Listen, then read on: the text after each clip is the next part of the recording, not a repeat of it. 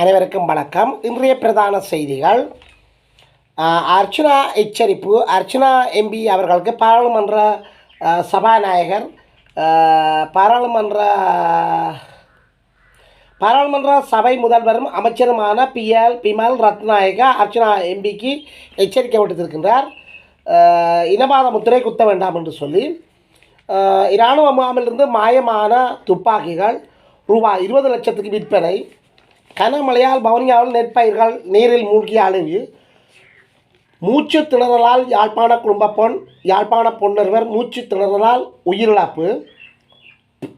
Canada தூதுவர் தமிழ் எம்பிக்களுடன் சந்திப்பு. அரிசி ஆலைகள் இராணுவ வசமாகும் சந்தர்ப்பங்கள்.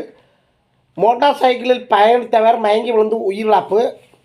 இதுபோன்ற காணொலிகளை பார்ப்பதற்கு ஆர்வம் உள்ளவராக இருந்தால், அல்லது எமது காணொலிக்கு நீங்கள் புதியவராக இருந்தால், அல்லது எமது காணொலியை இதுவரை சப்ஸ்கிரைப் பண்ணாமல் தொடர்ந்து பார்ப்பவராக இருந்தால், தயவு செய்து சப்ஸ்கிரைப் பண்ணுங்கள், ஷேர் பண்ணுங்கள், கமெண்ட்ஸ் பண்ணுங்கள், லைக் பண்ணுங்கள்.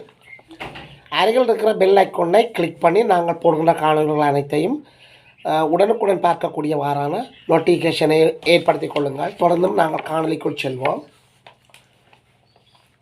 தேசிய மக்கள் சக்தி என்பது இன நல்லிணத்துக்காக செயற்படும் அரசாங்கம்.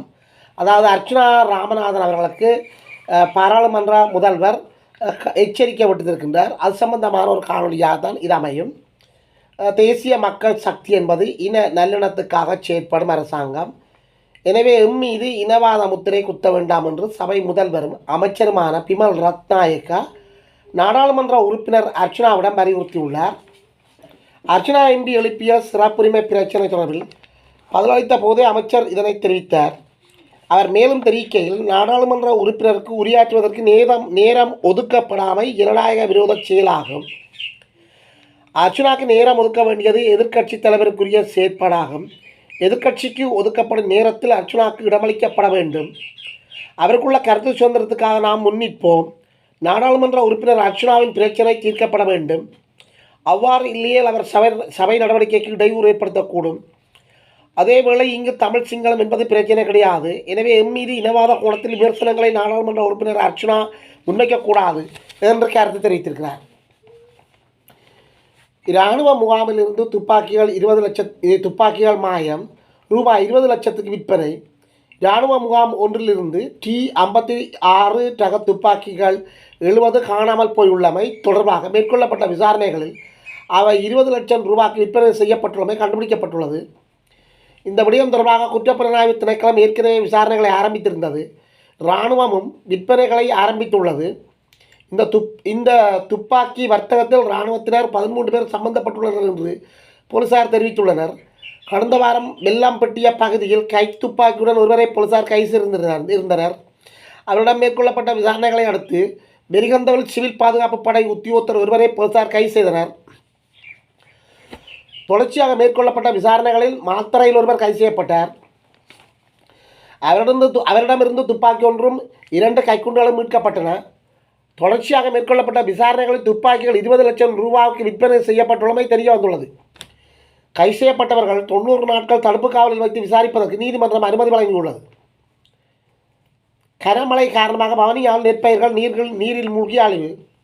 வவுனியா மாவட்டத்தில் நிலவும் தொடர் மழை காரணமாக செட்டிக்குளம், ஆண்டியா, புளியங்குளம், ராமையன் குளம் பகுதிகளில் சுமார் 40 ஏக்கர் வயல் நிலங்கள் வெள்ளத்தில் மூழ்கி பாதிப்படைந்துள்ளன. வவுனியா பால்குளத்தின் 4 வான்கதவுகள் திறக்கப்பட்டுள்ள நிலைமையிலே அறுவடைக்கு தயாராக இருந்த நெற்பயிர்கள் முற்றாக பாதிக்கப்பட்டுள்ளன.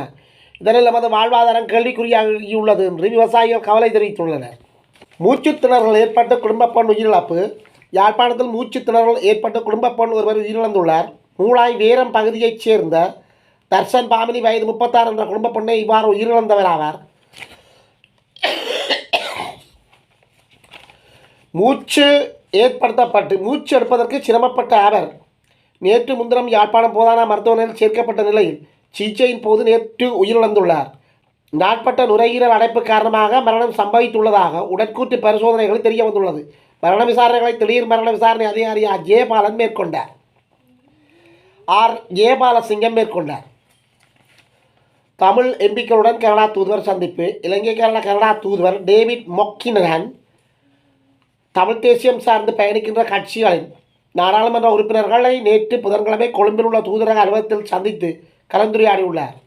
சந்திப்பில் தமிழ் மக்களின் சமகால அரசியல் விவகாரம், புதிய அரசியலமைப்பு ஆகிய தொடர்பில் கருத்துரை பரிமாறிக்கொள்ளப்பட்டன. சட்டத்தை மீறினால் அரிசி ஆலைகள் இராணுவ மயமாகும். சட்டத்தை மீறினால் அரிசி ஆலைகள் இராணுவத்தினரின் பொறுப்பில் கொண்டுவரப்படும். அரிசி ஆலையின் முகாமையாளர்கள் மற்றும் ஊழியர்கள் பங்கேற்புடன் இதனை செய்வோம் என்று எச்சரித்துள்ளார் ஜனாதிபதி அனுரா குமார் திசாநாயக்கா. தனியார் தொலைக்காட்சி ஒன்றுக்கு வழங்கிய நேர்காணலில் நாட்டின் ஏற்பட்டுள்ள அரிசி தட்டுப்பாடு மற்றும் அதனோடு இணைந்த பிரச்சனைகள் தொடர்பாக கேட்கப்பட்ட போது ஜனாதிபதி இவ்வாறு பதிலளித்தார். அவர் மேலும் தெரிவித்துள்ளதாவது, அரிசி தொடர்பான தரவுகள் பெருமளவில் திரிவுபடுத்தப்பட்டுள்ளன. வருடம் ஒன்றுக்கு இவ்வளவு அரிசி உற்பத்தி செய்யப்படுகிறது என்பது எமக்கு தெரியாது. வருடத்துக்கு தேவையான நுகர்வின் அளவு எமக்கு தெரியாது. இப்படியான நாட்டில் இவ்வாறு தீர்மானம் எடுக்க முடியும்? அரிசி ஆலை உரிமையாளர்களின் வங்கிகளில் கடன் பெற்று நெல்லை சேகரிக்கின்றனர்.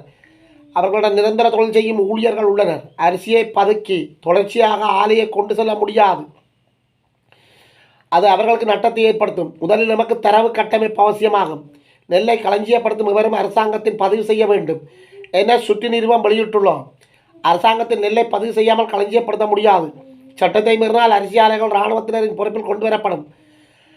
அரிசியின் அளவை இராணுவத்தினர் கணக்கிடுவார்கள். வர்த்தக நிலையம் வரை அரிசியின் விலை விற்பனை கண்காணிக்கப்படும் என்றார். மோட்டார் சைக்கிளில் பயணித்தவர் மயங்கி விழுந்து உயிரிழப்பு. யாழ்ப்பாணம் ரொட்டியாலடி வீதியில் மோட்டார் சைக்கிளில் பயணித்த குடும்பத் தலைவர் ஒருவர் மயங்கி விழுந்து உயிரிழந்துள்ளார். இடுவில் மேற்கு செட்டியவளவு பகுதியைச் சேர்ந்த சபாபதி பிள்ளை நித்யானந்தம் வயது 65 என்பவரே இவ்வாறு உயிரிழந்தவராவார். வீதியால் சென்றவர்கள் அவரை மீட்டு தெல்லிப்பளை மருத்துவமனைக்கு கொண்டு சென்ற போது அவர் முன்னதாகவே உயிரிழந்து விட்டார் என்று உறுதிப்படுத்தப்பட்டுள்ளது. மரண விசாரணைகளை திடீர் மரண விசாரணை அதிகாரி ஜெயபாலசிங்கம் மேற்கொண்டார். ஆவரங்கால் விபத்தில் காயமடைந்தவர் சாவு. யாழ்ப்பாணம் ஆவரங்கால் பகுதியில் நேற்று முன்தினம் இடம்பெற்ற மோட்டார் சைக்கிள் விபத்தில் படுகாயமடைந்த நிலையில் யாழ் போதான மருத்துவமனையில் சேர்க்கப்பட்ட இருவரில் ஒருவர் சிகிச்சை பலனின்றி உயிரிழந்துள்ளார். அச்சுவேலி தெற்கைச் சேர்ந்த உதயகுமார் மிசன் வயது 32 என்ற நபரே இவ்வாறு உயிரிழந்துள்ளார். யாழ்ப்பாணத்திலிருந்து பருத்தித்துறை நோக்கி வேகமாக சென்ற மோட்டார் சைக்கிள் ஆவரங்கால் பகுதியில் மாடுகளை மேய்த்து நடந்து சென்றவர் மீது மோதி விபத்துக்குள்ளாகியது. இதில் மோட்டார் சைக்கிள் சாரதியும் நடந்து சென்றவரும் காயமடைந்த நிலையில் மருத்துவமனையில் சேர்க்கப்பட்டனர். இந்த நிலையில் அவர்களில் நடந்து சென்றவரே நேற்று உயிரிழந்துள்ளார். மரண விசாரணைகளை திடீர் மரண விசாரணை அதிகாரி ஜெயபாலசிங்கம் மேற்கொண்டார்.